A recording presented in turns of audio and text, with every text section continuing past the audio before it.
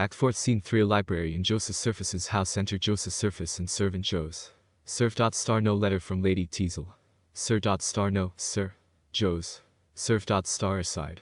I am surprised she has not sent, if she is prevented from coming. Sir Peter certainly does not suspect me. Yet I wish I may not lose the heirs to the scrape I have drawn myself into with the wife. However, Charles's imprudence and bad character are great points in my favor. Knocking without. Sir. Sir, I believe that must be Lady Teazle. Joes. Serve. Hold. See whether it is or not, before you go to the door. I have a particular message for you, if it should be my brother.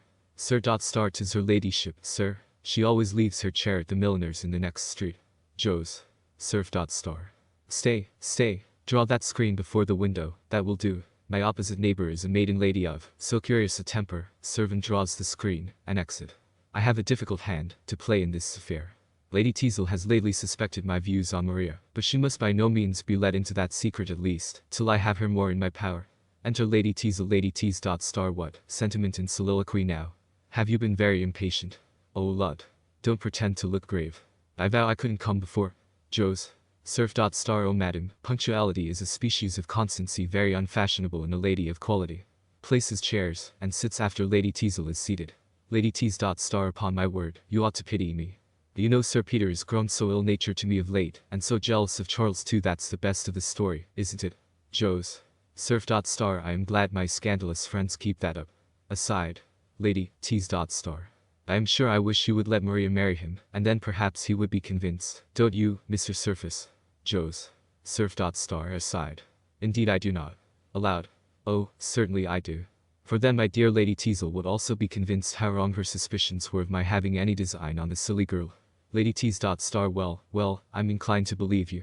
But isn't it provoking, to have the most ill-natured things said of one? And there's my friend Lady Snewell has circulated I don't know how many scandalous tales of me, and all without any foundation too. That's what vexes me. Joes. Serve.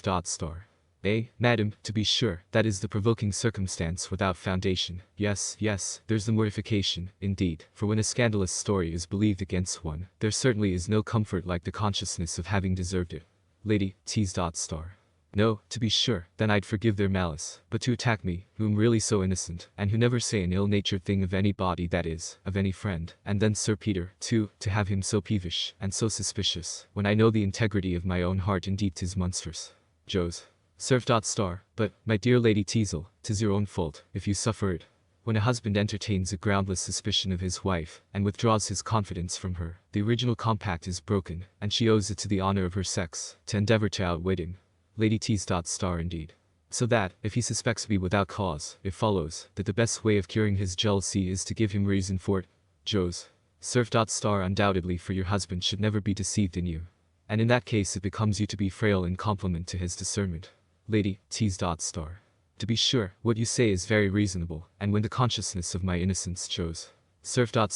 My dear madam, there is the great mistake. 'Tis this very conscious innocence that is of the greatest prejudice to you. What is it makes you negligent of forms, and careless of the world's opinion? Why, the consciousness of your own innocence. What makes you thoughtless in your conduct, and apt to run into 1,000 little imprudences? Why, the consciousness of your own innocence. What makes you impatient of Sir Peter's temper, and outrageous at his suspicions? Why, the consciousness of your innocence. Lady Teaz. 'Tis very true. Joes. Serve. Now, my dear Lady Teazle, if you would but once make a trifling faux pas, you can't conceive how cautious you would grow, and how ready to humor and agree with your husband. Lady Teaz. Do you think so? Joes. Serve. Oh, I am sure on't, and then you would find all scandal would cease at once, for in short, your character at present is like a person in a plethora, absolutely dying from too much health. Lady Teaz. So, then I perceive your prescription is, that I must sin in my own defense, and part with my virtue to preserve my reputation. Joes. Serve. Exactly so, upon my credit, ma'am. Lady Teaz. Well, certainly this is the oddest doctrine, and the newest receipt for avoiding calumny. Joes. Serve. An infallible one, believe me. Prudence, like experience, must be paid for. Lady Teaz. Why, if my understanding were once convinced. Joes. Serve. Oh, certainly, madam, your understanding should be convinced. Yes, heaven forbid I should persuade you to do anything you thought wrong. No, I have too much honor to desire it. Lady Teaz. Don't you think we may as well leave honor out of the argument? Rises. Joes. Serve. The ill effects of your country education, I see, still remain with you. Lady Teazle. I doubt they do indeed, and I will fairly own to you, that if I could be persuaded to do wrong, it would be by Sir Peter's ill usage sooner than your honourable logic, after all. Jos. Sir. Then, by this hand, which he is unworthy of, taking her hand. Re-enter servant Steve. You blockhead, what do you want? Sir. I beg your pardon, sir, but I thought you would not choose Sir Peter to come up without announcing him. Jos. Sir. Sir Peter. Oons the devil. Lady Teazle. Sir Peter. Oh lud. I'm ruined. Sir. Sir, twust I let him in. Lady Teazle. Oh. I'm quite undone. What will become of me? Now, Mr. Logic, oh, mercy, sir, he's on the stairs, I'll get behind here, and if ever I'm so imprudent again, goes behind this screen. Jos. Sir. Give me that book. Sits down. Servant pretends to adjust his chair. Enter Sir Peter Teazle. Sir. Ever improving himself, Mr. Surface, pats Joseph on the shoulder. Jos. Sir. Oh, my dear Sir Peter, I beg your pardon. Gaping, throws away the book. I have been dozing over a stupid book. Well, I am much obliged to you for this call. You haven't been here, I believe, since I fitted up this room. Books, you know, are the only things I am a coxcomb in. Sir. 'Tis very neat indeed. Well, that's proper, and you can make even your screen a source of knowledge hung, I perceive, with maps. Jos. Sir. Oh, yes, I find great use in that screen. Sir. I dare say you must, certainly, when you want to find anything in a hurry. Jos. Sir. Or to hide anything in a hurry either. Aside. Sir. Well, I have a little private business. Jos. Sir. You need not stay. To servant. Sir. No, sir. Exit. Jos. Sir. Here's a chair. Sir Peter. I beg Sir. Well, now we are alone, there is a subject, my dear friend, on which I wish to unburden my mind to you, a point of the greatest moment to my peace. In short, my good friend, Lady Teazle's conduct of late, has made me very unhappy. Jos. Sir. Indeed. I am very sorry to hear it. Sir. 'Tis but too plain she has not the least regard for me. But, what's worse, I have pretty good authority to suppose she has formed an attachment to another. Jos. Sir. Indeed, you astonish me. Sir. Yes, and, between ourselves, I think I've discovered the person. Jos. Sir. How? You alarm me exceedingly. Sir. My dear friend, I knew you would sympathize with me. Jos. Sir. Yes, believe me, Sir Peter, such a discovery would hurt me just as much as it would you. Sir. I am convinced of it. Ah. It is a happiness to have a friend whom we can trust even with one's family secrets. But have you no guess who I mean? Jos. Sir. I haven't the most distant idea. It can be Sir Benjamin Backbite. Sir. Oh no. What say you to Charles? Jos. Sir. My brother. Impossible. Sir. Oh, my dear friend, the goodness of your own heart misleads you. You judge of others by yourself. Jos. Sir. Certainly, Sir Peter, the heart that is conscious of its own integrity, is ever slow to credit another's treachery. Sir. True, but your brother has no sentiment, you never hear him talk so. Jos. Sir. Yet I can't but think Lady Teazle herself has too much principle. Sir. But what is principle against the flattery of a handsome lively young fellow? Jos. Sir. That's very true. Sir. And then, you know, the difference of our ages makes it very improbable that she should have any great affection for me, and if she were to be frail, and I were to make it public, why the town would only laugh at me, the foolish old bachelor, who had married a girl. Jos. Sir. That's true, to be sure they would laugh. Sir. Laugh. And make ballads, and paragraphs, and the devil knows what of me. Jos. Sir. No, you must never make it public. Sir. But then again that the nephew of my old friend, Sir Oliver, should be the person to attempt such a wrong, hurts me more nearly. Jos. Sir. There's the point. When ingratitude barbs the dart of injury, the wound has double danger in it. Sir. That was, in a manner, left his guardian. In his house he had been so often entertained, who never in my life denied him my advice. Jos. Sir. Oh, 'tis not to be credited.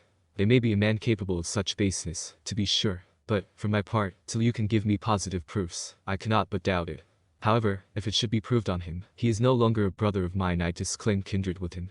For the man who can break the laws of hospitality, and tempt the wife of his friend, deserves to be branded as the pest of society. Sir. What a difference there is between you. What noble sentiments. Jos. Sir. Yet I cannot suspect Lady Teazle's honor. Sir. I am sure I wish to think well of her, and to remove all ground of quarrel between us. She has lately reproached me more than once with having made no settlement on her, and, in our last quarrel, she almost hinted that she should not break her heart if I was dead. Now, as we seem to differ in our ideas of expense, I have resolved she shall have her own way, and be her own mistress in that respect for the future, and, if I were to die, she will find I have not been inattentive to her interests while living. Here, my friend, are the drafts of 2 deeds, which I wish to have your opinion on. By one, she will enjoy 800 a year independent while I live, and, by the other, the bulk of my fortune at my death. Jos. Surf. This conduct, Sir Peter, is indeed truly generous. Aside. I wish it may not corrupt my pupil. Sir. Yes, I am determined she shall have no cause to complain, though I would not have her acquainted with the latter instance of my affection yet awhile. Jos. Surf. Nor I, if I could help it. Aside. Sir. And now, my dear friend, if you please, we will talk over the situation of your hopes with Maria. Jos. Surf. Softly. Oh, no, Sir Peter, another time, if you please. Sir. I am sensibly chagrined at the little progress you seem to make in her affections. Jos. Surf. Softly. I beg you will not mention it. What are my disappointments when your happiness is in debate? Aside. Steve, I shall be ruined every way. Sir.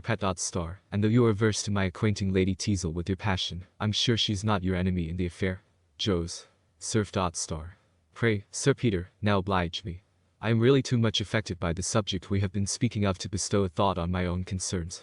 The man who is entrusted with his friend's distresses can never re-enter servant well, sir. Sir. Your brother, sir, is speaking to a gentleman in the street, and says he knows you are within. Jos. Surf. Steve, blockhead, I'm not within, I'm out for the day. Sir. Stay, hold, a thought has struck me, you shall be at home. Jos. Surf. Well, let him come up. Exit servant. He'll interrupt Sir Peter, however. Aside. Sir. Now, my good friend, oblige me, I entreat you. Before Charles comes, let me conceal myself somewhere, then do tax him on the point we have been talking, and his answer may satisfy me at once. Jos. Surf. Oh, fie, Sir Peter. Would you have me join in so mean a trick? To trepand my brother too? Sir. Nay, you tell me you are sure he is innocent, as so you do him the greatest service by giving him an opportunity to clear himself, and you will set my heart at rest. Come, you shall not refuse me. Going up.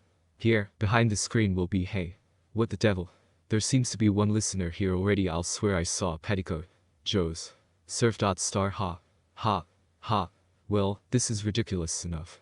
I'll tell you, Sir Peter, though I hold a man of intrigue to be a most despicable character, yet, you know, it does not follow that one is to be an absolute Joseph either. Haki, 'tis a little French milliner, a silly rogue that plagues me, and having some character to lose, on your coming, sir, she ran behind the screen. Sir. Ah, Joseph. Joseph. Did I ever think that you but egad, she has overheard all I have been saying of my wife. Jos. Surf. Oh, 'twill never go any farther, you may depend upon it. Sir. No. Then, faith, let her hear it out. Here's a closet will do as well. Jos. Surf. Well, go in there. Sir. Sly rogue. Sly rogue. Goes into the closet. Jos. Surf. A narrow escape, indeed. At a curious situation I'm in, to part man and wife in this manner. Lady, Teazle. Peeping. Couldn't I steal off? Jos. Surf. Keep close, my angel. Sir. Peeping. Joseph, tax him home. Jos. Surf. Back, my dear friend. Lady, Teazle. Peeping. Couldn't you lock Sir Peter in? Jos. Surf. Be still, my life. Sir. Peeping. You're sure the little milliner won't blab? Jos. Surf. In, my dear Sir Peter, 'fore gad, I wish I had a key to the door. Enter Charles Surface Chaz. Surf. Holla, brother, what has been the matter? You fellow would not let me up at first. What? Have you had a Jewer wench with you? Jos. Surf. Neither, brother, I assure you. Chaz. Surf. But what has made Sir Peter steal off? I thought he had been with you. Jos. Surf. He was, brother, but, hearing you were coming, he did not choose to stay. Chaz. Surf. What? Was the old gentleman afraid I wanted to borrow money of him? Jos. Surf. No, sir, but I am sorry to find, Charles, you have lately given that worthy man grounds for great uneasiness. Chaz. Surf. Yes, they tell me I do that to a great many worthy men. But how so, pray? Jos. Surf. To be plain with you, brother, he thinks you are endeavoring to gain Lady Teazle's affections from him. Chaz. Surf. Who, I?